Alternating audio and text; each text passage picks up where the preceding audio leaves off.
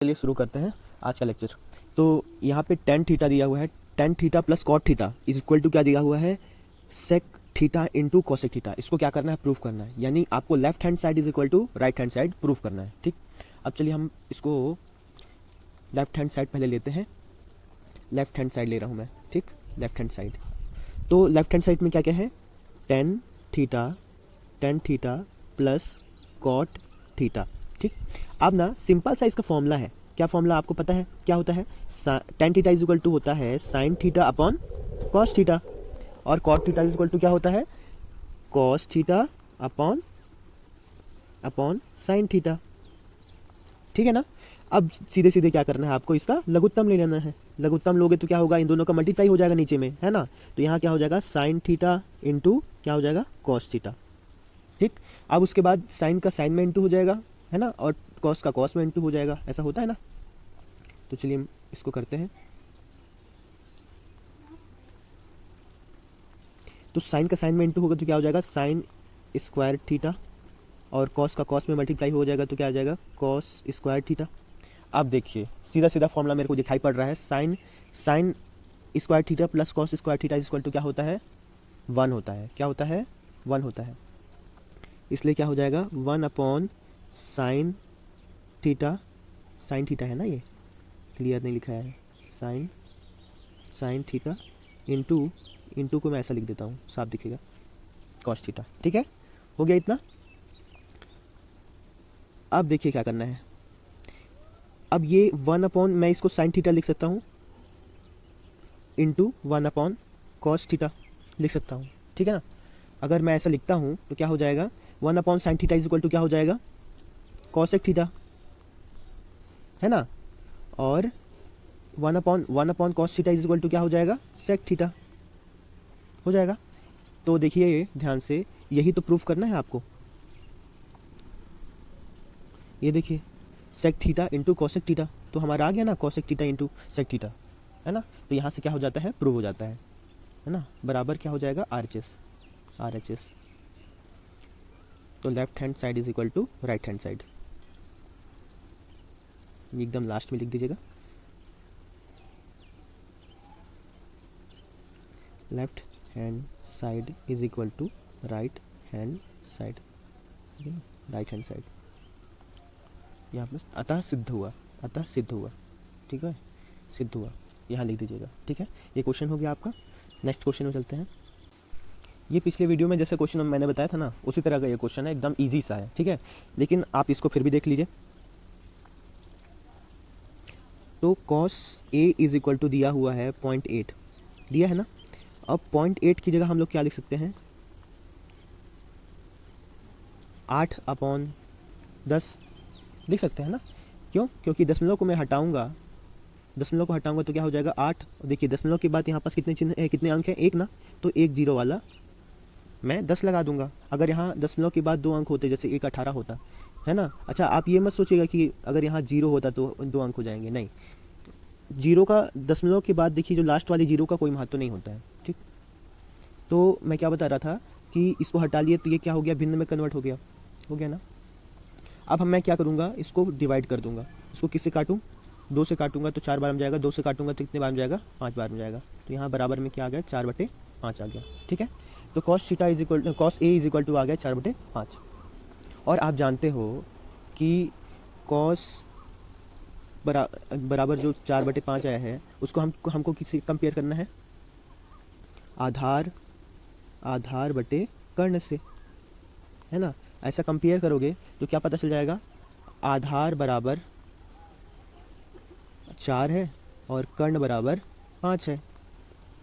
ठीक है, तो आप पाइथागोरस प्रमेय का यूज़ करोगे आगे, और यहाँ पास आधार में क्या लिखोगे, 4, और कर्ण बराबर क्या लोगे कि 5, और यहाँ पास इसको x मान लोगे। ठीक है, और इसकी वैल्यू को निकालोगे, ये क्या है, लंब है ना। और इसको निकालने के लिए हम लोग के पास कौन सा फॉर्मूला है, पाइथागोरस का। ठीक है ना, पाइथागोरस प्रमेय। इसका कलर चेंज कर लेते हैं, इसको या तो शिफ्ट कर लेते हैं नीचे।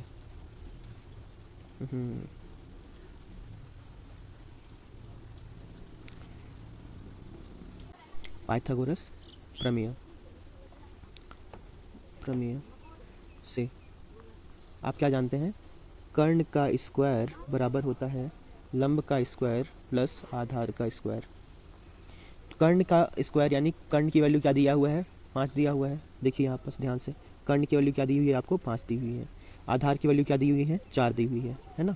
तो लंब का स्क्वायर निकालें यानी लंब की वैल्यू निकालना है, एल स्क्वायर निकालना है। आधार की जगह क्या लिखूंगा मैं, 4 का स्क्वायर। ठीक है, तो ये क्या हो जाएगा, 25 हो जाएगा।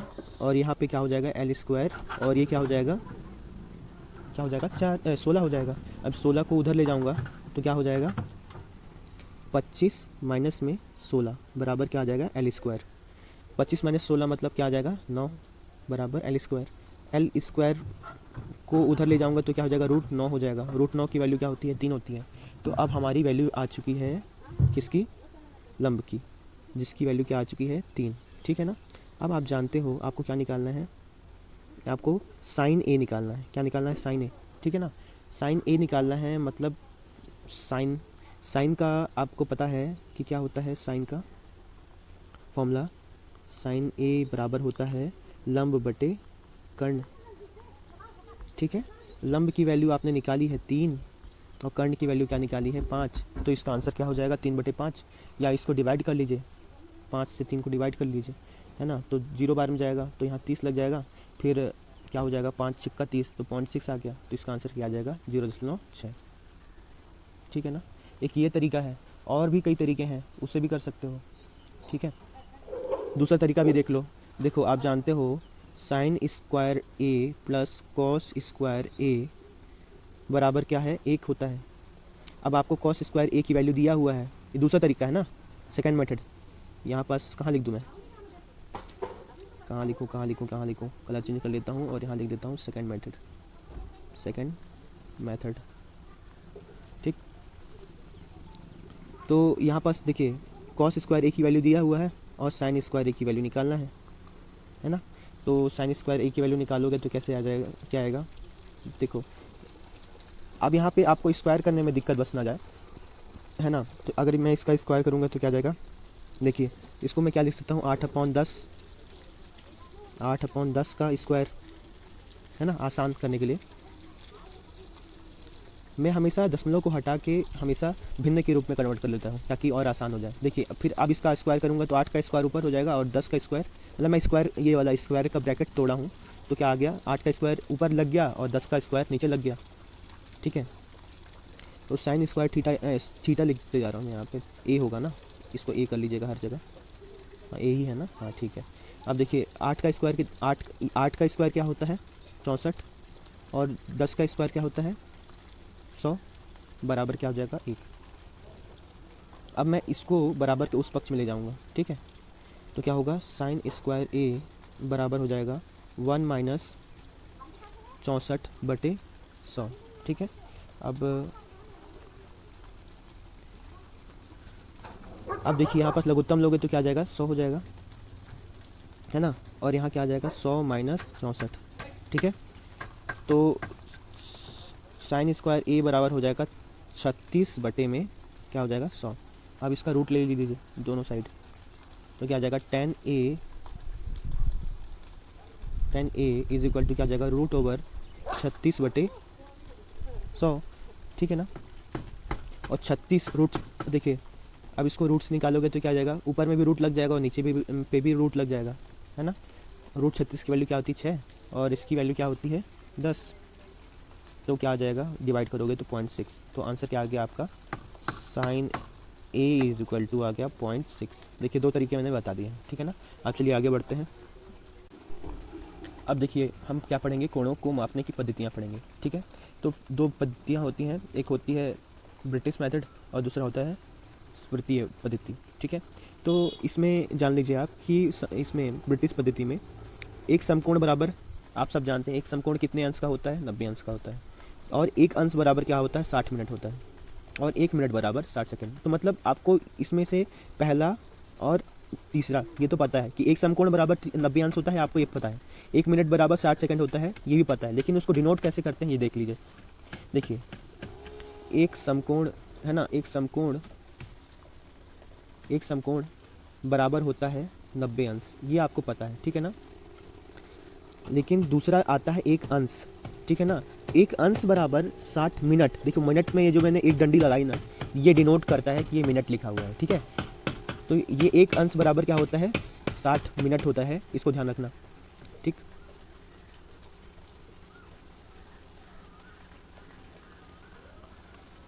और देखो एक मिनट, अब देखो ये मिनट का साइन है ना, एक मिनट बराबर कितना होता है, 60 सेकंड। अब दो बार डंडी लग गया मतलब सेकंड का डिनोट हो गया, है ना।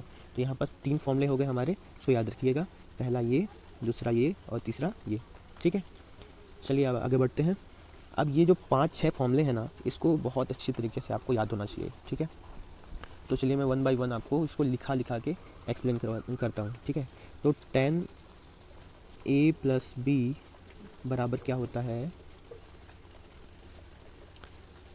sin a cos b, ठीक है ना। एक बार a लिए एक बार b लिए, ठीक है, sin a cos b। देखो अब चूंकि हम लोग क्या निकाल रहे हैं, a + b निकाल रहे हैं, है ना। तो यहाँ पास क्या आएगा, प्लस आएगा, ओके। फिर आएगा cos a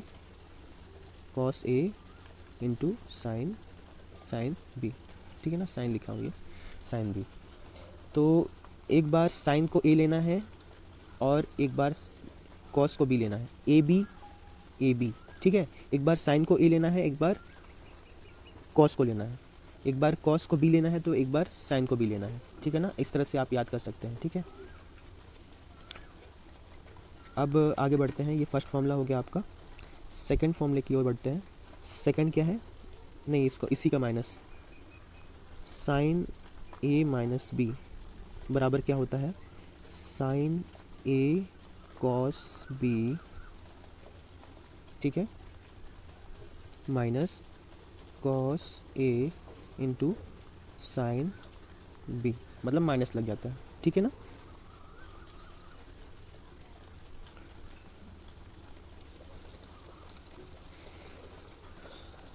ये हो गया आपका सेकंड फार्मूला। अब थर्ड फार्मूले की तरफ चलते हैं। Third formula cos a + b, ठीक है। तो cos a + b बराबर क्या होता है, इसमें जस्ट उल्टा होता है, ठीक है। cos a cos b इतना लिख लिए, तो प्लस वाले में ना यहाँ माइनस लगता है, ठीक है, माइनस लग गया, माइनस sin a और sin b, ठीक है। अब चलते हैं cos a - b पे।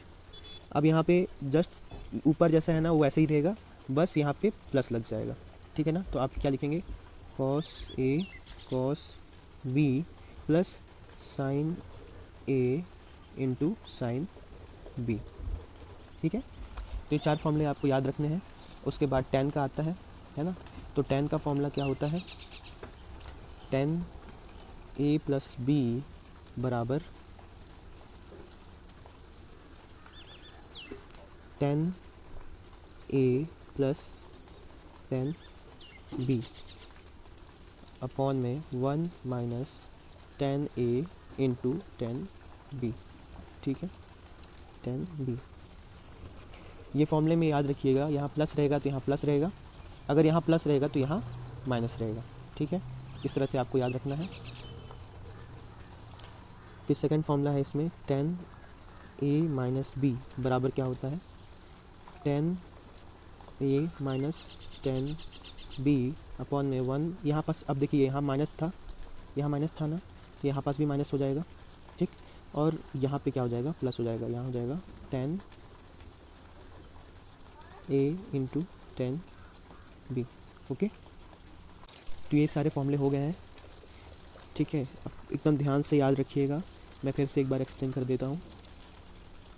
साइन a + b के लिए क्या करते हैं, यहाँ पास एक बार साइन एक बार कॉस लेते हैं, ठीक है। दोनों वाले साइन में क्या करेंगे, एक बार साइन एक बार कॉस लेंगे, साइन कॉस ऐसे, ठीक है। फिर एक बार साइन को ही लेना, एक बार कॉस को ही लेना, एक बार कॉस को भी लेना तो दूसरे बार कॉस को भी लेना, ठीक है। साइन में क्या होता है, यहाँ प्लस है तो यहाँ प्लस रहेगा, यहाँ माइनस है तो यहाँ माइनस रहेगा, ठीक। कॉस में क्या होता है, जस्ट अपोजिट, यहाँ प्लस है तो यहाँ माइनस रहेगा। और ए देखो यहाँ पास cos a + b लिखा है तो cos a cos b एक साथ रहेगा, फिर sin a sin b। वैसे ही माइनस का होता है, माइनस वाले में यहाँ प्लस हो जाएगा और cos a ये हो जाएगा साइन ए साइन बी। टेन में क्या होता है, ए प्लस बी जो होता है उसमें टेन ए प्लस टेन बी, ठीक है, यहाँ प्लस है तो यहाँ प्लस हो जाएगा, यहाँ प्लस है तो यहाँ माइनस हो जाएगा, जस्ट सपोज इट, ठीक है।